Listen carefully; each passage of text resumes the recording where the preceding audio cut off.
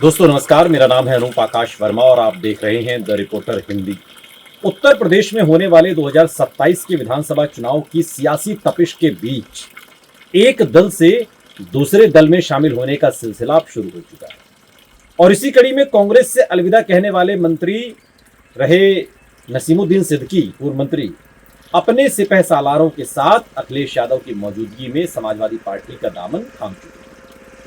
नसीमुद्दीन सिद्दीकी के साथ प्रतापगढ़ के पूर्व विधायक राजकुमार पाल, देवरिया के पूर्व विधायक दीनानाथ कुशवाहा, पूर्व मंत्री अनीस अहमद फूलबाबू और एआईएमआईएम नेता दानिश खान समेत सैकड़ों नेताओं और उनके समर्थकों ने रविवार को समाजवादी पार्टी की सदस्यता ली।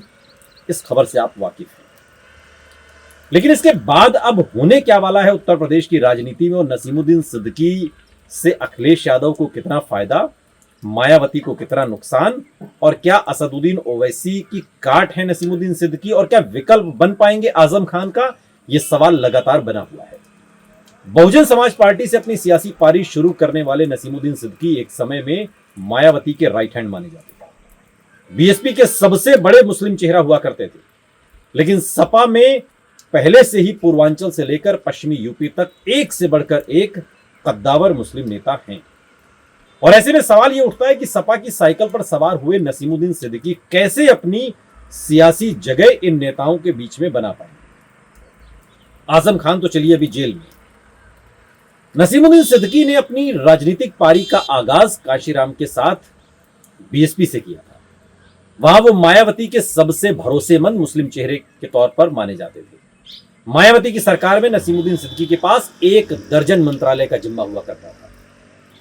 बीएसपी में मुस्लिम राजनीति की दिशा और दशा उनके हिसाब से ही तय होती थी, लेकिन 2017 के विधानसभा चुनाव के बाद मायावती के साथ उनके रिश्ते लगातार बिगड़ते रहे और उन्होंने बीएसपी छोड़ दी और बीएसपी छोड़ने के बाद कांग्रेस में शामिल हुए और पश्चिमी यूपी की जिम्मेदारी संभाल रहे थे। लेकिन पिछले महीने कांग्रेस का साथ भी उन्होंने छोड़ दिया।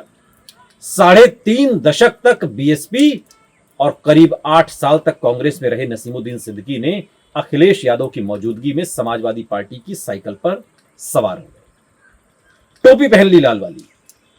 उन्होंने सपा की सदस्यता ग्रहण करने के बाद 2027 में अखिलेश यादव की अगुवाई में सरकार बनाने का दावा किया। नसीमुद्दीन सिद्दीकी ने कहा कि सपा प्रमुख अखिलेश यादव कभी भी हिंदू मुस्लिम की राजनीति नहीं करते, वो हमेशा विकास की राजनीति के पक्षधर रहे हैं।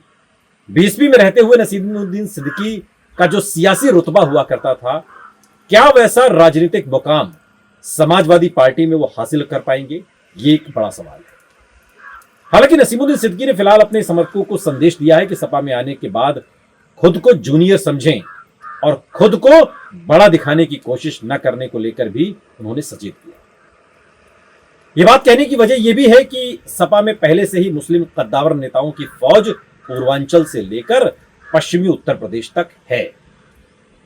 यूपी में 20% से ज्यादा मुस्लिम मतदाता हैं और समाजवादी पार्टी के कोर वोट बैंक माने जाते हैं। 2022 के विधानसभा चुनाव और 2024 के लोकसभा चुनाव में मुस्लिमों का करीब 85% वोट एक मुश्त सपा को मिला। इसमें कोई बढ़ा चढ़ाकर कहने वाली बात नहीं, ये सब डेटा है। सूबे में कांग्रेस समाजवादी पार्टी का गठबंधन होने के बाद मुसलमानों ने बसपा और एआईएमआईएम के कैंडिडेट को भी इग्नोर कर दिया। यह और बात है कि कई सीटों पर एआईएमआईएम की वजह से समाजवादी पार्टी चुनाव हारी भी। आजम खान से लेकर सलीम इकबाल शेरवानी, अफजाल अंसारी, अताउर रहमान, कमाल अख्तर, जियाउर रहमान, महबूब अली, नवाब इकबाल जैसे मुस्लिम नेताओं की फौज के बीच नसीमुद्दीन सिद्दीकी कैसे अपनी जगह बना पाएंगे, ये एक सवाल है। आजम खान समाजवादी पार्टी के संस्थापक सदस्य हैं और मुलायम सिंह यादव के दौर से पार्टी के मुस्लिम चेहरे के तौर पर जाने जाते हैं, पोस्टर बॉय रहे। और एक समय था जब आजम खान के सपा में एक पत्ता भी उनकी मर्जी के बिना नहीं हिलता था, लेकिन बीजेपी सरकार के आने के बाद उन पर कानूनी शिकंजा कसा। इसके बाद भी आजम खान के सियासी तेवर ढीले नहीं पड़े। 2025 में जब आजम खान जमानत पर सीतापुर जेल से रिहा हुए तो अखिलेश यादव ने नपे तुले अंदाज में आजम खान की हर शर्त मंजूर करते हुए उनके घर जाकर मुलाकात की। आजम खान भले ही जेल में बंद हो, लेकिन आज भी समाजवादी पार्टी के मुस्लिम चेहरे के तौर पर वो जाने जाते हैं। आजम खान के जेल की सलाखों के पीछे रहते हुए नसीमुद्दीन सिद्दीकी ने सपा की साइकिल पर सवारी की शुरुआत की। लेकिन क्या आजम खान को समाजवादी पार्टी में वो रिप्लेस कर पाएंगे? एक बड़ा सवाल उनके सामने भी है। नसीमुद्दीन सिद्दीकी भले ही आजम खान की तरह मुस्लिम वोट बैंक में सर्वमान्य चेहरा कभी नहीं रहे, लेकिन बुंदेलखंड और पश्चिमी यूपी में उनकी पकड़ किसी से छिपी नहीं है। और ऐसे में नसीमुद्दीन सिद्दीकी के सियासी नेटवर्क का जरूर समाजवादी पार्टी को फायदा मिलेगा, लेकिन बीएसपी जैसा रुतबा पाना आसान नहीं है। नसीमुद्दीन सिद्दीकी भले ही बीएसपी के मुस्लिम चेहरा हुआ करते थे, लेकिन कांग्रेस भी बीएसपी जैसा रुतबा हासिल नहीं कर पाई, तो सपा में फिलहाल अपनी सियासी जगह बना पाना आसान भी नहीं। पूर्वांचल में समाजवादी पार्टी के साथ अंसारी परिवार है, जिसमें अफजाल अंसारी सांसद हैं, उनके 2 भतीजे विधायक हैं, और ऐसे में सपा अंसारी परिवार के जरिए पूर्वांचल के मुस्लिमों को साधने में जुटी। इसके अलावा आजमगढ़ में शाह आलम, बलरामपुर में रिजवान जहीर, बहराइच में वकार शाह का परिवार समाजवादी पार्टी के साथ, और इस तरह पूर्वांचल का पूरा मुस्लिम जो सियासत है मुस्लिमों की, वो समाजवादी पार्टी के साथ खड़ी है, और सभी एक से बढ़कर एक नेता। रोहेलखंड की मुस्लिम लीडरशिप की बात करें तो बरेली में अताउर रहमान समाजवादी पार्टी का चेहरा माने जाते हैं, जिन्हें अखिलेश यादव के करीबी संजीदा नेताओं में से एक माना जाता है।